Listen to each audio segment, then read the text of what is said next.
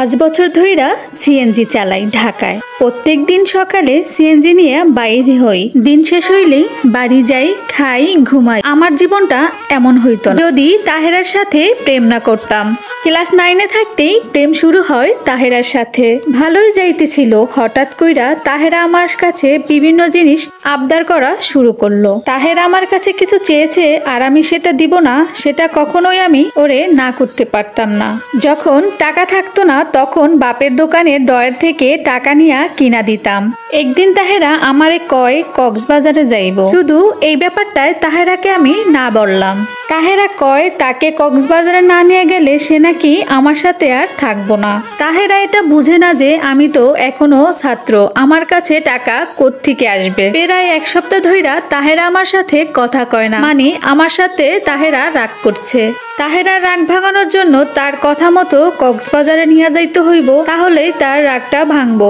আমি অনেক কষ্ট কইরা বাপের দোকান আর আলমারি থেকে 40,000 টাকা চুরি করি। তাহেরার জন্য আমাকে এখন চুরিও করতে হইল। এই টাকা নিয়ে তাহেরার সাথে 7 দিন কক্সবাজারে থাইকা আসি। কক্সবাজারে থাকা অবস্থায় যাই খাইতে চাইছে, যাই কিনতে চাইছে সবই তাহেরাকে কিনা দিছি। প্রায় শূন্য হাতে বাড়ি ফেরা হইল। বাড়ি ঠিকই ফিরছি, কিন্তু মনে খুব ভয় কাজ করতেছিল, বাবা যদি আমারে কিছু কয়। বাড়িতে আসার পর ঠিকই বাবা আমার সাথে ঝগড়া শুরু কইরা দিল। বাবা আমারে কয় তোরে নিয়ে আমার অনেক স্বপ্ন আর আশা ছিল, সব স্বপ্ন তুই আমার ভাঙা দিছস, আমার আর বাইসা থেকে কি হইব। বাবা অনেক চিল্লাইয়া কথা বলতেছিল, তখনই বাবা স্ট্রোক কইরা মারা যায়। বাবা মারা যাওয়ার পরই আমাদের খুব খারাপ সময় চলতেছিল, আর এই সময় তাহেরা এসে আমাকে একটা দিনের জন্য একটু সান্ত্বনাও দিয়ে যায়নি। আমি তারপরেই বুঝতে পেরেছি তাহেরা আর কখনোই আমার কাছে আসবে না। সে তো আমার সুদিনের বন্ধু ছিল, দুর্দিনের নয়। বাবা মারা যাওয়ার 2 সপ্তাহ পরই তাহেরা আমারে ছাইরা চইলা যায়। আমার পড়ালেখা বন্ধ হইয়া যায়, আস্তে আস্তে সব শেষ হইয়া যায়। এখন মা আর আমি, আমাদের অভাবের সংসার। 3 বেলা 3 মুঠো খাওয়ার জন্য পেটের দায়ে এখন সিএনজি চালাই। প্রায় 5 বছর পরে 1 সপ্তাহ আগে তাহেরার লগে দেখা হয়েছিল।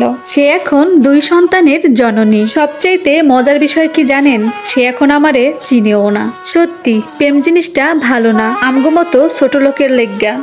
এটা ছিল একটা ভাইয়ের বাস্তব জীবনের স্যাড স্টোরি। ফেসবুক স্টোর করতে করতে এই ভাইয়ের লেখাটা আমার চোখে পড়ে। লেখাটা পড়ে আমার মনে হলো এই স্টোরি থেকে কিছু শেখার আছে, তাই আপনাদের সাথে শেয়ার করলাম। যার জন্যই করবা চুরি সেই বলবে চোর। কথাটার মানে হলো ভাইয়া যে মেয়েটার জন্য এত কিছু করলো, অবশেষে সেই মেয়েটাই তার হাত ছেড়ে দিল। সত্যি কথা বলতে এই সম্পর্কের মধ্যে কোনো ভালোবাসা ছিল না, ছিল মোহ। আপনাদের কেমন লাগলো অবশ্যই কমেন্টের মাধ্যমে জানাবেন।